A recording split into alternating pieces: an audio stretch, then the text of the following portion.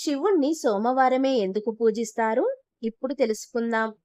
హిందూ పురాణాల ప్రకారం శివుడికి అనేక పేర్లు ఉన్నాయి. భక్తులు ఈశ్వరుణ్ణి బోలాశంకరుడని, విశ్వేశ్వరుడు అని, పరమేశ్వరుడు అని, మల్లికార్జున స్వామి అని, మంజునాథ స్వామి అని మరెన్నో పేర్లతో కొలుస్తారు. శివుణ్ణి పూజించే భక్తులంతా ఎక్కువగా సోమవారం రోజున ప్రత్యేక పూజలు నిర్వహిస్తారు.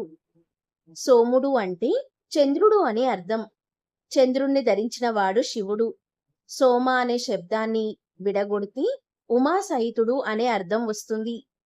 ఉమాసహితుడు అంటే శివుడే కాబట్టి సోమవారం శివుడికి ప్రత్యేక దినంగా భావించి భక్తులు పూజలు చేస్తారు.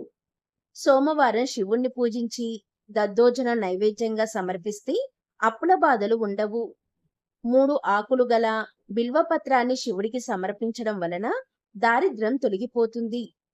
స్వామికి వెలగపండు సమర్పించడం వలన శుభం చేకూరుతుంది. శివుణ్ణి పూజించే వారికి అష్టైశ్వర్యాలు కలుగుతాయి.